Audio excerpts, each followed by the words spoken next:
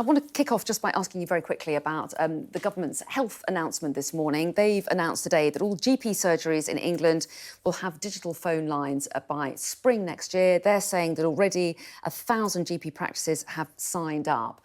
Good news. Well, we see announcement after announcement from this government, but no real action. I know certainly in my own patch in Portsmouth South, we're seeing a real issue around people accessing GP surgeries. The government are not delivering on their commitments around the NHS, and people are waiting longer and longer to get treatment. But this is designed to do just that, to allow people to avoid what they call the kind of Glastonbury ticket-esque 8 a.m. phone call. Installing these digital phone lines will help people get their GP appointments. Well, I'll believe it when I see it, but what we do see is that this government are seeing waiting times go up and up and up in hospitals, and people are unable to get a GP appointment. And that's why Labour's got a commitment to invest in the NHS that I think can make a real difference to patients across our country. OK, let's talk about some of Labour's other plans, because Labour made a pledge in 2021 on workers' rights. They wanted to create a single status of workers for all workers apart from the self-employed. They said that the aim was to guarantee basic rights and protections for workers, including those in the gig economy. So does that pledge still stand or not? Because there are reports this morning that it's been watered down. Well, I'm not going to comment on the details of the Financial Times piece. I'm not going to comment on whether or not does the pledge stand then? Well, Labour set out its 5 national missions. That's been approved by our National Policy Forum in July. And obviously we set out more detail in our manifesto. But a Labour Party can be pro-worker and pro-business. And we've got a really good relationship with business now. We can be trusted to run our economy and to run our country, and we've got a set of policies which are pro-worker too.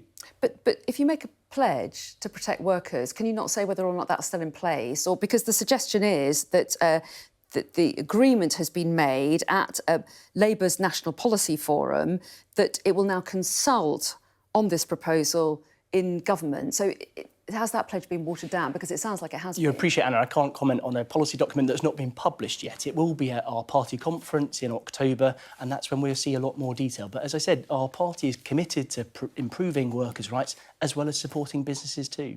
Well, it would be interesting to know whether or not this has been a watering down, because Labour has announced a watering down of its flagship £28 billion Green Prosperity Plan, hasn't it? It's also decided not to scrap the 2-child benefit cap as well. So people might be asking how many policies Labour's willing to ditch. Well, we've got to recognise that the government have crashed the economy. 13 years of economic failure. It could have real consequences for an incoming Labour government. We're going to have really tough political decisions to make, but Keir has set out a mission that will transform our country for the better, and that's our priority. Well, yes, but can we guarantee that what's been promised in the past will not be ditched? You've got to see what's in the National Policy Forum document when it's published in October, and what our manifesto will say. But Keir's committed to an ambitious programme to improve our country for every single person.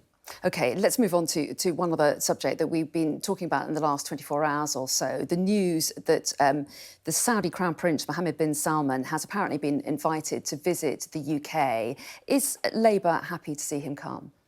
I think it's really important that we maintain relationships with the Saudis, and I think that's a decision that the Prime Minister will be making. We've got to obviously use the opportunity to raise the concerns that we've got and the British values that we hold dear, and have those discussions with the Saudis. That's absolutely vital. Because the key thing about this visit is it comes 5 years after the murder of the US-based journalist Jamal Khashoggi. The finger has been pointed at the Crown Prince Mohammed bin Salman himself. So you're saying you're happy for him to come as long as issues like that are raised in conversation? I think that's really important for diplomatic relations, that issues are brought to the attention of those authorities. You know, we've got to demonstrate that we are serious about these issues and to have those discussions with our foreign partners. But you will welcome him? I think it's important that they have those discussions when he arrives. OK, and I also just want to ask you one other question just about the World Cup. The final, of course, on Sunday. Are you going to be spending it in a pub? Hopefully. Really looking forward to the game on Sunday. Haven't they done brilliantly? And as a Shadow Schools Minister, I'm really pleased by what they're doing to encourage more women and girls into football and the sports, and I think their legacy is fantastic. But what about the issue of pubs and whether or not they can serve alcohol early? Because kick-off's at 11, a lot of pubs can't serve alcohol until at least then. What should be done about changing the rules so that some might be able to serve people a bit early so they're not all queuing up at the bar when the whistle goes at the beginning of the match? Should Parliament be recalled, like the Liberal Democrats are saying, to try and fix this? It's probably too late for that to happen. I think we've just got to be pragmatic and allow people to enjoy the game either at home or in their local pub. OK, and we all know who we're backing, don't we? Absolutely. OK. Well, Stephen Morgan, thanks very much Thank you. indeed for your time. We appreciate it.